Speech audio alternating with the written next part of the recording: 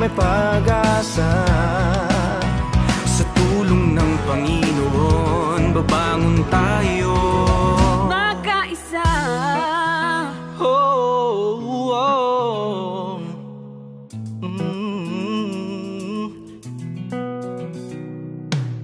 Bansang ito'y noon ay malago, kinikilala sa buong mundo.